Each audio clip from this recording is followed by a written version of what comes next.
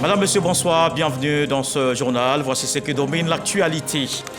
Vers un dénouement dans l'affaire des 49 militaires ivoiriens retenus au Mali, début de retour en Côte d'Ivoire. Les 3 femmes du contingent sont attendues. Ces officiers féminins sont attendus donc à Abidjan ce soir même depuis le 10 juillet dernier. Ces éléments de l'armée ivoirienne sont bloqués en terre malienne. Et c'était jour de vote ce samedi dans 4 circonscriptions électorales du pays. Les électeurs étaient aux urnes dans ces localités pour les sénatoriales et les législatives partielles. Les bureaux ont ouvert le matin vers 8h. Une élection qui s'est déroulée dans le calme. On fait le point dans ce journal avec nos différents reporters. Et lancement officiel des concours à grand tirage ce samedi à Abidjan. Les compositions se tiendront dans 10 chefs-lieux des régions jusqu'au 16 octobre. La ministre de la fonction publique était au lycée classique, Anne-Désirée Oloto, appelle les candidats à se détourner de la fraude. Et puis au Tchad, les travaux du dialogue national inclusif ont repris ce samedi. Une reprise après une suspension de 3 jours afin de négocier avec les partis politiques et les organisations de la société civile qui ont opté pour le boycott. Les contestataires sont toujours absents de la table des négociations. Et il se définit comme un passionné du parcours professionnel et de la vision du président de la République. Dans un ouvrage, il retrace quelques grandes étapes de l'homme qui l'inspire. Il nous fait découvrir ou redécouvrir la vie et les réalisations du chef de l'État. Joseph Eba Tano est l'auteur de l'œuvre Le Sentier d'un visionnaire. Bonsoir. Bonsoir, monsieur. Bienvenue sur notre plateau. Vous êtes l'invité de la page culture. On va donc vous retrouver dans quelques instants, le temps de faire le tour de l'actualité pour parler ensuite du Sentier d'un visionnaire que vous venez de publier. OK. Et à tout à l'heure. Et elles font partie des 49 militaires bloqués au Mali, 3 femmes de ce contingent libérées. Elles sont donc attendues ce samedi soir même à Abidjan, comme vous le voyez sur ces images du GATL. Nous sommes donc en attente de leur arrivée. Nos reporters sont sur place. Il faut rappeler que cette libération intervient après 45 jours de détention selon l'état-major. Les 3 officiers féminins sont donc attendus à Abidjan après une escale à Lomé, au Togo, pays médiateur dans cette affaire. Et on reste en défense. 28 officiels sont en fin de formation. Ils viennent de la Côte d'Ivoire, mais aussi de 8 pays, de l'Afrique de l'Ouest et du Centre. C'est à l'école de gendarmerie de Torogué qu'ils ont reçu les cours de commandement d'unité. Ils ont également reçu donc leur diplôme hier. Lorgoretti Sidonie Davila. Ils viennent de finir un stage de 4 mois à l'école de gendarmerie de Torogué, à quelques kilomètres de la ville de Daloa, dans le centre-ouest de la Côte d'Ivoire. C'était à l'occasion du 4e cours des commandants d'unité de gendarmerie CCUJ. Ces officiers stagiaires sont au nombre de 28, dont 15 Ivoiriens et 13 issus de pays de l'Afrique de l'Ouest et de l'Afrique centrale. Mon général, il convient à nouveau de vous témoigner notre infinie gratitude en ce que vous avez voulu cette session inédite. Par son ouverture aux pays frères et amis, vous lui avez donné une dimension internationale. Ce stage nous a été très enrichissant, au même titre que les autres stagiaires, notamment sur le triple plan tactique, académique et spécifique à l'arme de la gendarmerie. Ces acquis nous permettront sans nul doute de tenir de manière efficiente le commandement d'une unité de gendarmerie dans nos pays respectifs. Ces officiers ont été formés dans différents domaines, notamment l'instruction académique, tactique et spécifique à la gendarmerie. Le général de corps d'armée, commandant supérieur de la gendarmerie nationale, Apollo Touré, venu les encourager, ne manque pas de leur prodiguer des conseils d'usage sur l'honnêteté, l'organisation et la performance dans leur mission. Aujourd'hui, vous avez fait un stage qui est très important dans la carrière d'un officier. Le cours des commandants d'unité. L'État, vos différents États ont confiance en vous, parfaitement confiance en vous, et que vous devez mériter cette confiance. Mais le mérite de la confiance passe par un certain nombre de choses. Il faut avoir la connaissance. Un officier qui n'est pas instruit au XXIe siècle, un officier qui ne s'instruit pas, un officier qui n'apprend pas, qui fuit l'apprentissage, il ne peut pas être compétent. La formation des officiers au cours des commandants d'unités de gendarmerie CCUG est à sa 4e édition et c'est la première fois que les cours sont ouverts à d'autres nationalités. En sécurité, le préfet de police adjoint d'Abidjan veut réduire la criminalité qui sévissait dans la zone d'Angré-Château. Il a procédé à une opération de sécurisation dans la commune de Cocody. Les agents avaient pour mission de restaurer la tranquillité des habitants et créer un cadre propice de leurs activités socio-économiques. Souleymane Donissongui, Jean Magdiadi. Commissariat de police, 40e arrondissement Cocody, Angré-Château. C'est le lieu de rassemblement de toutes les unités pour une opération de sécurisation. Le préfet de police adjoint d'Abidjan lance l'opération patrouille de sécurisation.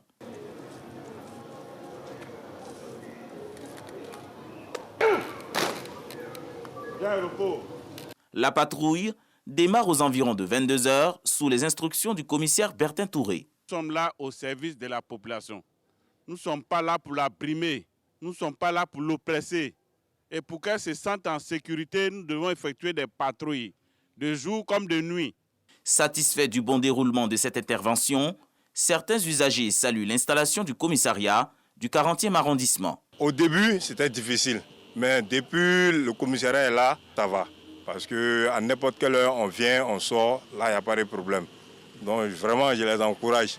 À pareille heure, si les gens continuent de marcher, jusqu'à d'être au bureau à cette heure, ils pensent que la sécurité est garantie. Il y a des patrouilles intensives pour que vraiment les gens puissent vraiment être rassurés et les gens de mauvaise foi puissent avoir vraiment peur de sortir faire du mal aux gens. Les zones de Djorobité, le rond-point au nouveau CHU et Angré-Château ont été passées au peigne fin. Lors de cette patrouille, aucun incident majeur n'a été constaté. 4 circonscriptions concernées par les législatives et sénatoriales partielles ce samedi.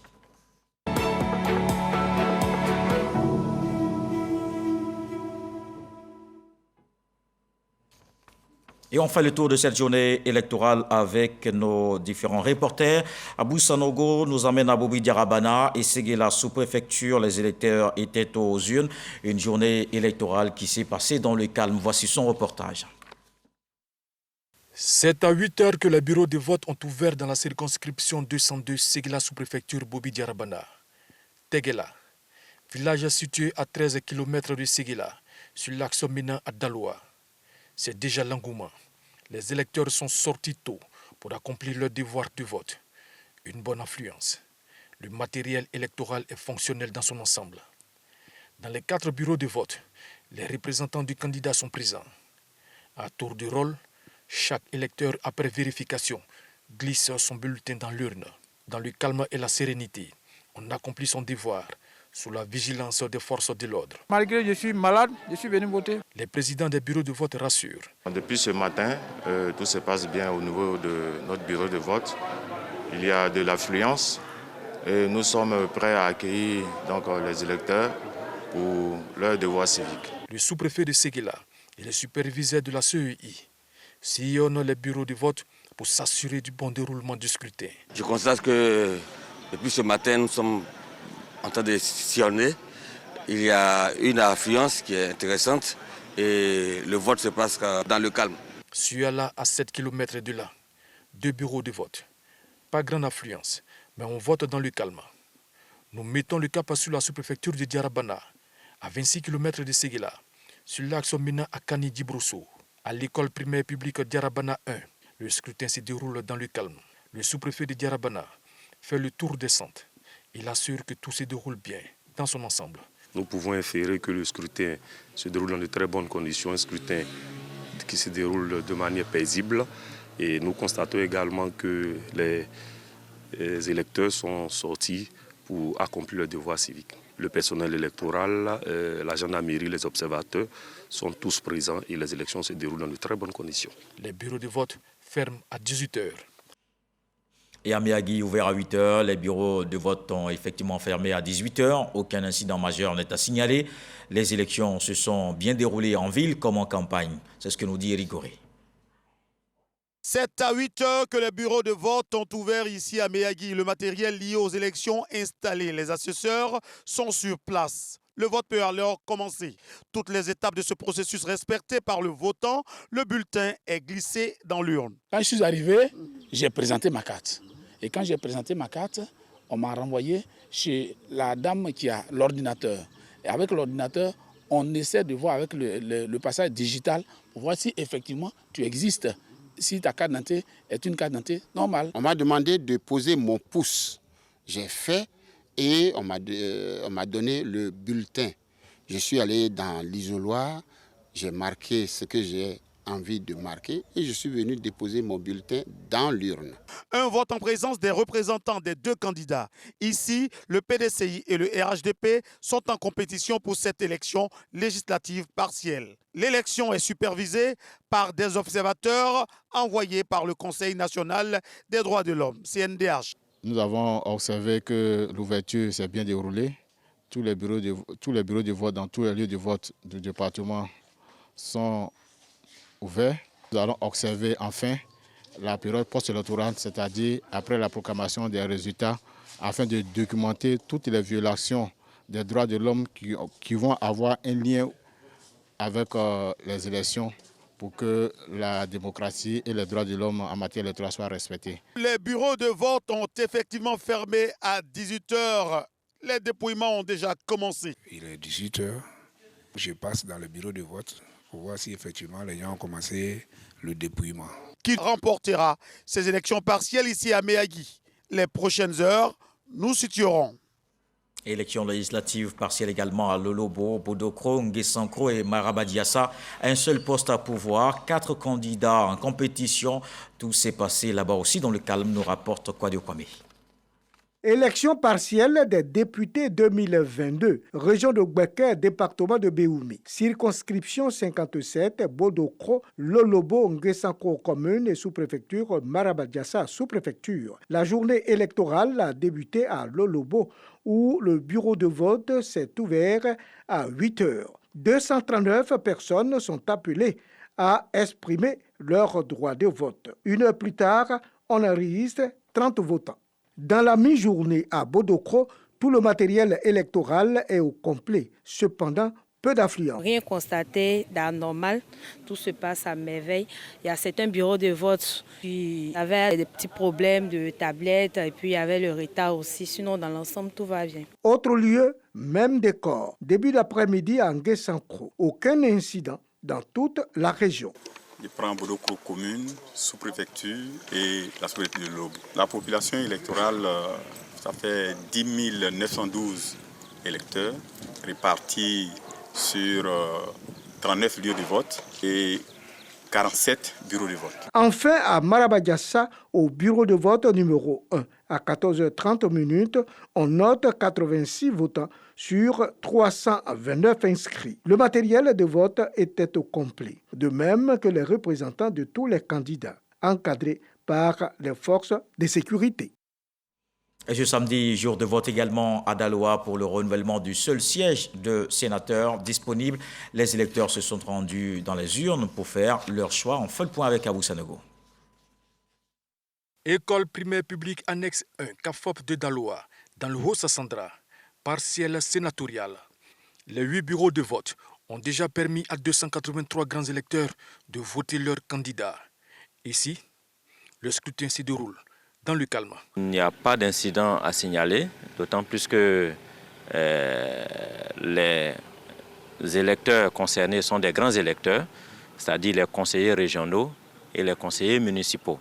Et ils sont venus le matin et ils ont effectué leur devoir civique et pour la plupart, ils sont repartis. Chaque électeur se félicite de l'esprit qui a prévalu tout au long du scrutin. C'est très bien passé. Dans la convivialité, on sent que c'est la paix.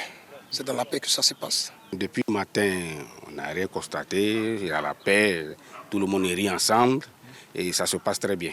C'est dans la joie et dans le calme que ces élections se sont tenues et je pense que cela augure d'un lendemain meilleur à Abdaloa. Ça veut dire que désormais on a compris qu'il faut parler d'une même voix.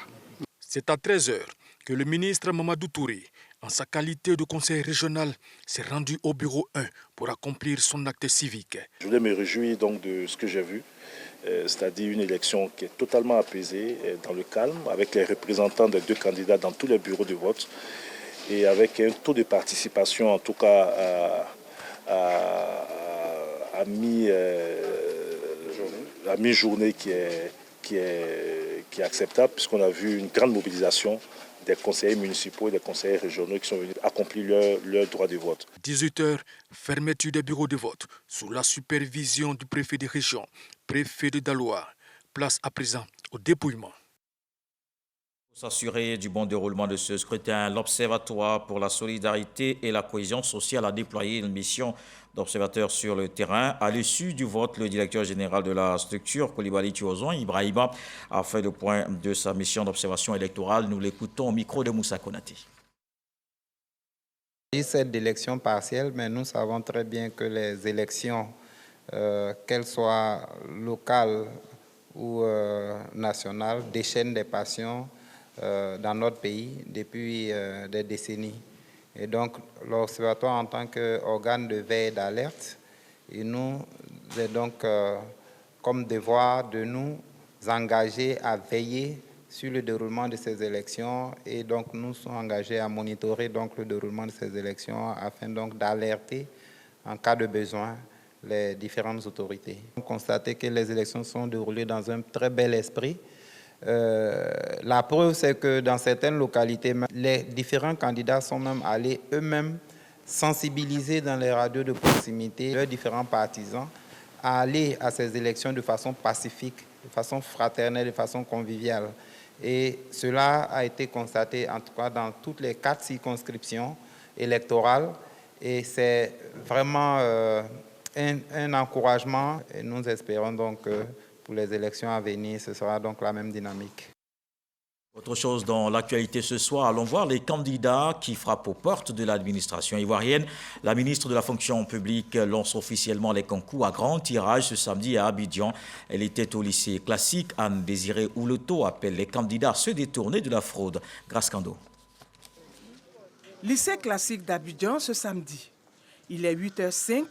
La ministre de la fonction publique, en compagnie du préfet d'Abidjan, donne le top départ des épreuves, mais avant des conseils d'usage. Je voudrais vraiment que vous mettiez au dessus, ne pas tomber dans les pièges inutiles.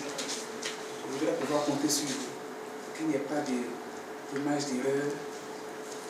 Soyez droit, soyez juste. Sur les 384 concours lancés pour cette session, 67 sont prévus se tenir ce week-end. Pour cette journée, les candidats composent entre autres dans les filières d'assistants comptables, ingénieurs des travaux publics, ingénieurs des services de santé et attachés des finances. Les épreuves se passent bien. On essaie de faire ce qu'on connaît. On espère être admis.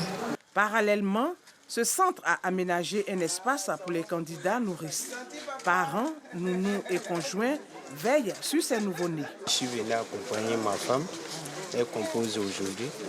Vu que l'enfant est encore ici, si elle n'est pas habituée au lait. Bonne chance à elle, ma chérie, et que notre fille t'apporte la chance et le bonheur. Si au lycée classique d'Abidjan, tout se déroule bien, c'est aussi le cas au collège moderne Autoroute de Treichville. Tout se passe bien par la grâce de Dieu. Je suis convaincu que le jour du résultat, je serai parmi les heureux gagnants. Nous avons enregistré très peu d'absences, environ 8 sur les 187 attendus. Nous espérons terminer cette épreuve dans la cordialité et la convivialité.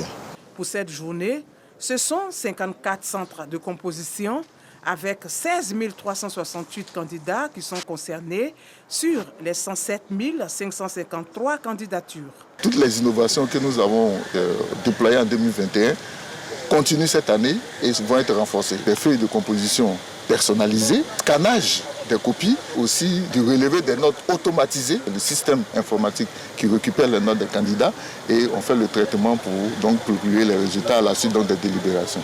Au terme de sa visite, la ministre de la fonction publique fait le point.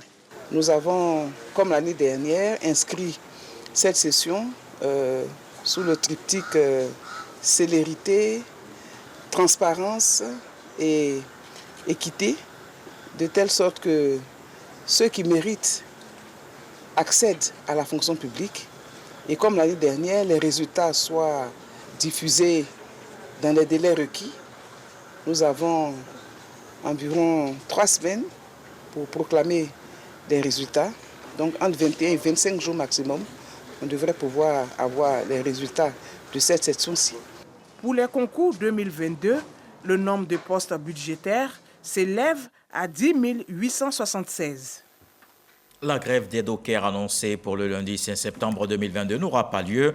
Le secrétaire général de la Fédération des syndicats dockers pour le renouveau a suspendu le mot d'ordre de grève. Corbina Carlos a fait l'annonce dans une déclaration lue ce samedi.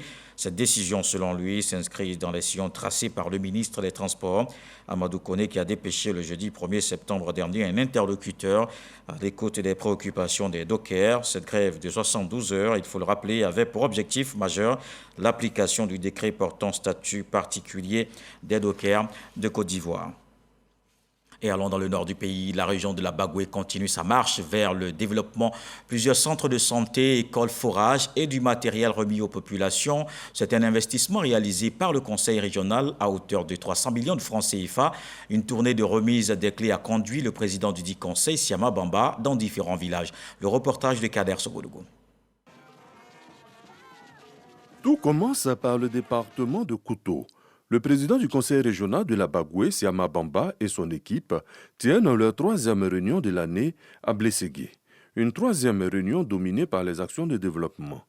Pour joindre l'acte à la parole, l'après-midi sera consacré à la remise des clés de la maternité de Womo. Le département de Tengrela n'est pas en reste. Remise des dispensaires et logements d'infirmiers à Tiongoli et à Iribasso.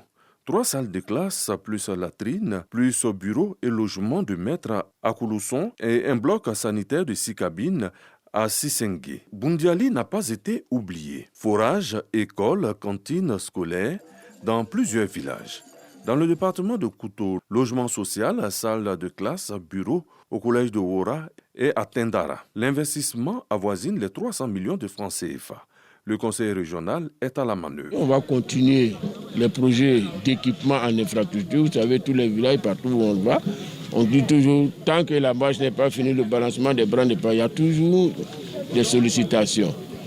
Ensuite, nous allons créer des activités génératrices de revenus pour nos jeunes et nos femmes. Des actions qui soulagent. Moi, personnellement, j'apprécie l'eau. Aujourd'hui, alors, quand nous sommes fiers d'avoir l'eau potable, et par la de M. Chamba Bamba, nous avons l'eau potable. Parce que ça fait très longtemps que nous vivons l'eau de pluie. Nous sommes déjà fatigués de boire ça. On a eu plusieurs fois des enfants qui ont été mordus par des reptiles. Aujourd'hui, il nous a sauvés d'une grande situation. Je remercie beaucoup M. Sama.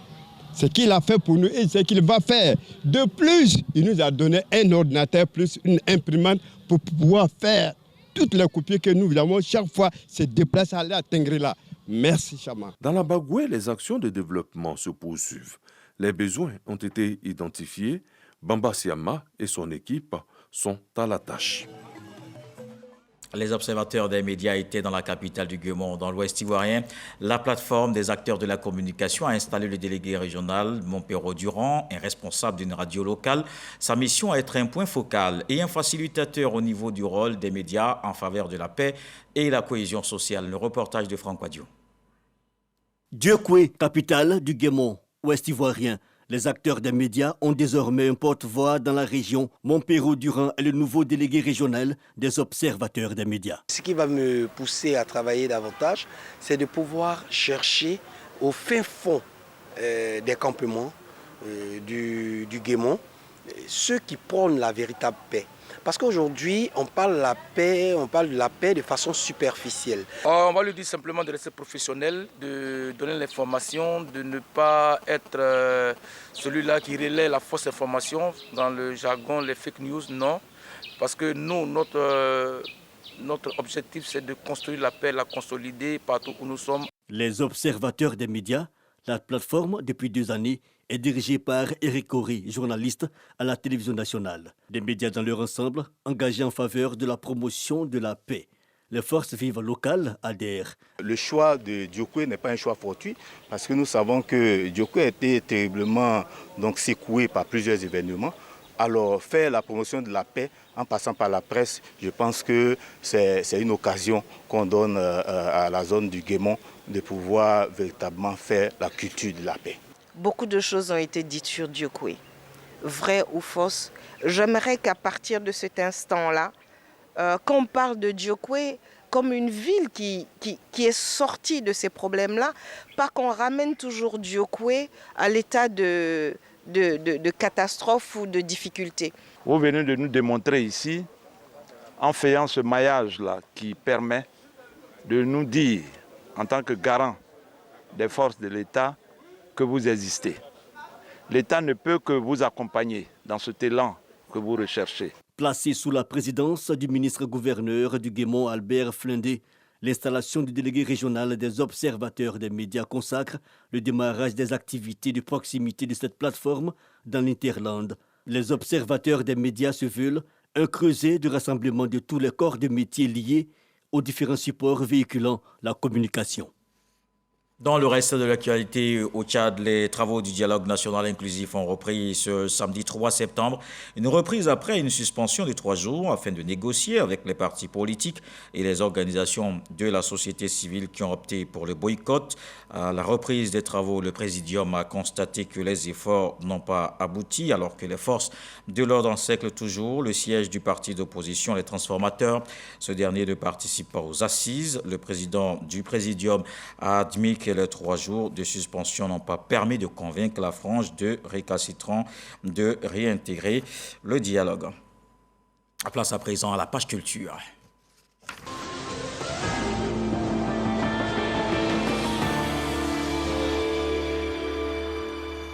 L'industrie culturelle ivoirienne n'est pas au mieux de sa forme au plan local depuis ces dernières années, depuis surtout l'avènement de la Covid-19. En est-il de même à l'extérieur, précisément dans l'Hexagone? Que pèsent réellement les artistes ivoiriens qui se produisent hors du pays? Notre reporter a suivi certains d'entre eux qui avaient des tournées européennes. Que pèsent les artistes ivoiriens en France? C'est un dossier de chaque année. 23h30 en plein cœur de Paris. Fin de répétition pour ce mythique groupe Zouglou, Yodé et Siro. C'est un plaisir pour nous de venir satisfaire notre communauté et les Parisiens surtout. Après plus de 2 ans loin des scènes européennes en raison de la Covid, ce duo signe son retour pour un concert inédit dans l'Hexagone, avec tout un staff de musiciens et de danseuses venus d'Abidjan. C'est lui, Gladiaron le Mignon, promoteur de spectacles ivoiriens basé en France, qui est à la manœuvre. Gladiaron est commercial dans une entreprise de transport. Comme activité annexe, il organise des concerts d'artistes locaux sur des scènes en Europe. Une activité rentable pour lui, mais budgétivore. Ouais, approximativement, il y a la prise en charge des billets d'avion, il y a les démarches administratives au niveau de l'ambassade. Il y a les coûts d'hôtel, il y a aussi le quotidien de l'artiste. À cela, il faut ajouter le coût du cachet. Pour faire jouer Yodé et Siro, Gladiaron et son équipe ont mis les petits plats dans les grands. C'est un peu plus de 50 000 €, environ 30 millions de francs CFA investis.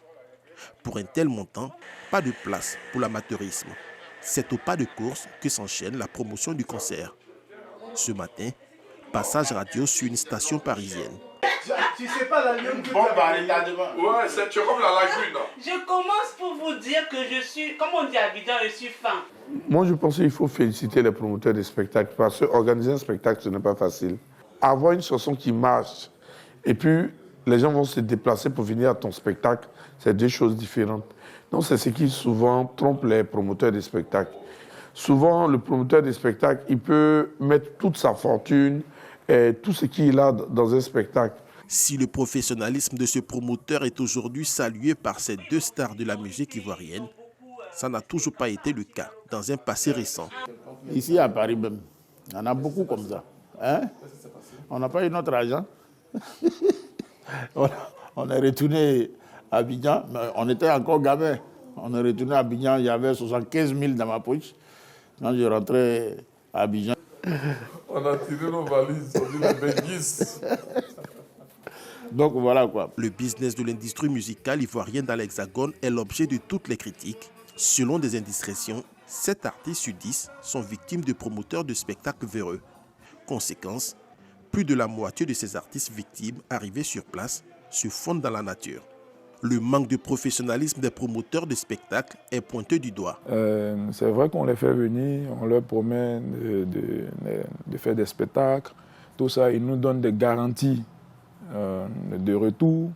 Nous aussi, nous donnons ces garanties-là au niveau du consulat. Et bon, s'il arrive que des artistes disparaissent ou bien ne terminent pas leur spectacle, bon, c'est pas de notre ressort, hein. Ils sont des personnes majeures. Nous, tout ce qu'on peut faire, c'est d'aviser les autorités compétentes. Quand on sait que l'Ivoirien n'a pas cette culture du live, là, et justement, les éventuels organisateurs, les éventuels investisseurs dans le spectacle live sont souvent réticents. Ils se disent, faire un spectacle pour les Ivoiriens, bon, on ne sait pas, mais il faut oser.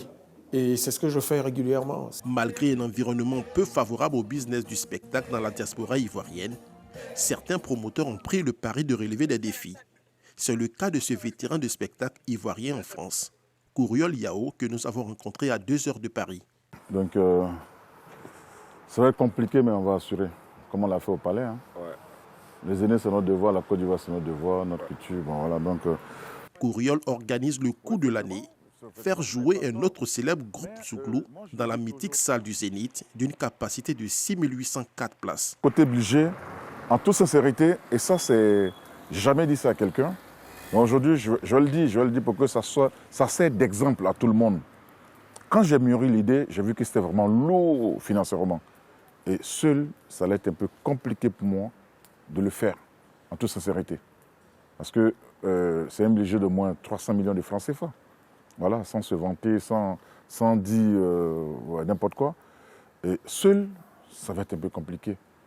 Tout de suite, je l'ai appelé, j'ai associé mon ami, je suis allé le voir à Abidjan, on s'est assis, on a discuté. Je lui ai dit, écoute, voilà, il faut ça, parce que la Côte d'Ivoire en a besoin. Pour réaliser cette ambition quelquefois risquée, des promoteurs de spectacles ont recours à des mécènes culturels. Draman Sissi en fait partie.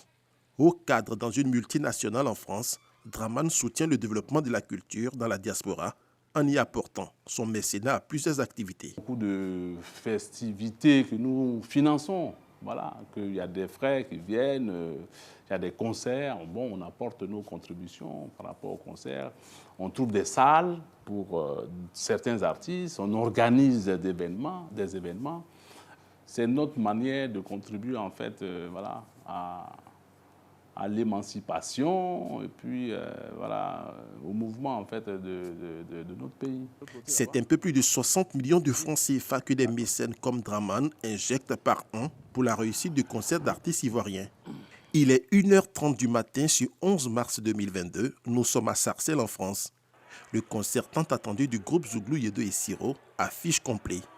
Plus de 3500 personnes ont effectué le déplacement. Coût du ticket, 30 000 francs CFA.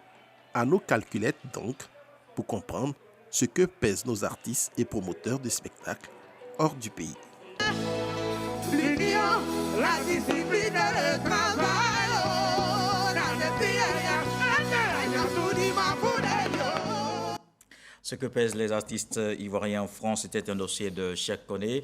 Vous écoutez souvent la musique? Oui, effectivement. Quel genre de musique vous aimez? Bon, j'aime beaucoup le Zouglou. D'accord. Alors, Joseph Eba Tano, vous êtes l'auteur d'un ouvrage qui vient d'être publié, Les Sentiers d'un visionnaire. Dites-nous tout de suite, alors pourquoi vous avez décidé d'écrire sur le président de la République? Parce que vous revenez sur son parcours tout entier, parcours académique, professionnel et politique. Alors pourquoi? Alors, il faut dire que s'il y a des hommes dont le destin est intimement rattaché à ceux des concitoyens et aussi de ces populations, le président de la République, son Excellence, M. Alassane Ouattara, en fait intimement partie, d'où le titre de mon ouvrage, Le Sentier d'un visionnaire. Le Sentier d'un visionnaire, pour qualifier l'œuvre du président de la République, est une sorte de la palissade, une reconnaissance de son génie de bâtisseur et aussi de son stratège de politique. Alors, il y avait avant vous quelques publications sur l'homme, notamment si c'est Bakongo, Histoire d'une vie singulière. Il y a eu aussi le ministre Ali Koulibaly avec son ouvrage, Alassane Ouattara, Ce que je sais de l'homme. Vous connaissez ces deux ouvrages? Bon, pas encore, je n'ai pas encore lu ces ouvrages. Mais dans cet ouvrage, vous mettez l'accent sur quoi spécifiquement? Alors, il faut dire que mon ouvrage, je mets beaucoup l'accent sur ses réalisations et aussi son parcours. On se rappelle qu'en 2015, lors de la fête de Nouvel An, il a gracié 3100 détenus de la crise post-électorale de 2010 à 2011. Et aussi en 2018, lors de la fête nationale du 7 août, il a également, dans le processus de réconciliation, il procède à l'amnistie de 800 personnes détenues, dont la première dame, Simone Eve Gbagbo, et aussi 2 autres ministres de l'ancien président, du régime de l'ancien président Laurent Gbagbo. Donc toutes ces actions sont contenues dans cet ouvrage. Alors on va regarder juste ce qu'en disent Serge Pacom Didi et Jean Magadi. On se retrouve tout de suite. Sentier d'un visionnaire, une œuvre littéraire qui retrace le parcours et les exploits du président de la République, Alassane Ouattara. Les origines, la vie familiale, la carrière d'économiste du président sont rappelées par l'auteur Joseph Eba Tano, jeune entrepreneur et journaliste professionnel. Joseph Eba Tano consacre toute son œuvre au président Alassane Ouattara. Il démontre les valeurs incarnées par l'homme d'État, visionnaire, travailleur et rigoureux. Dans cette œuvre de 50 pages, l'auteur revient sur le parcours politique du président de la République de 1994 à aujourd'hui. Le sentier du visionnaire évoque également les actions de relance économique, les grands sentiers de la Renaissance menés par le président Alassane Ouattara. Le sentier d'un visionnaire. Alors, il y a eu plusieurs actions, plusieurs réalisations au niveau du développement. Vous en avez cité ici. Est-ce que vous pouvez revenir sur certaines actions de développement dont vous parlez dans l'ouvrage? Alors, je peux citer le 3e pont dont porte le nom de l'ex-président. Qui porte le nom de l'ancien président. De l'ancien président Henri Konan Bédié, qui est construit également sur la lagune Brié et qui fait 8 km. Non, peut-être beaucoup moins. Voilà. Et je dirais que c'est un pont qui a été vraiment, je dirais... Qui a transformé la configuration de la ville d'Abidjan. Voilà, effectivement, qui aujourd'hui est devenu un grand symbole en Afrique de l'Ouest. Et je peux citer également le bitumage de la voie internationale de Abidjan en passant par Grand Bassam et jusqu'à Noé. Toutes ces infrastructures font vraiment la fierté de la Côte d'Ivoire. Alors, en tant que jeune, quelle étape du parcours du président de la République vous interpelle et vous inspire, puisque vous en parlez dans votre ouvrage? Alors, il faut dire que de 1972 jusqu'à où il obtient un doctorat en économie, où il intègre directement la BCEAO, de 1993 à 1988, il faut dire que le président de la République, son Excellence, M.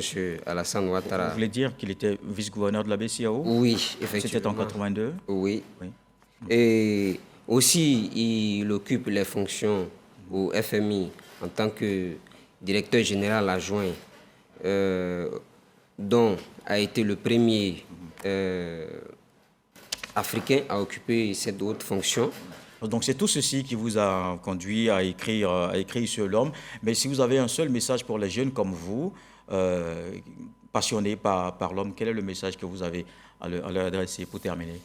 Alors, pour terminer, je peux dire que, voyant le parcours du président de la République, son Excellence M. Alassane Ouattara, en tant que jeune, c'est un modèle qu'il faut avoir dans cette société. D'accord. Merci beaucoup, Joseph Eba Tano. Vous êtes l'auteur de cet ouvrage, Le Sentier d'un visionnaire, qu'on peut retrouver dans les librairies, en bibliothèque aussi, pour consulter. Merci d'être passé. Vous êtes l'invité de la page culture de ce soir.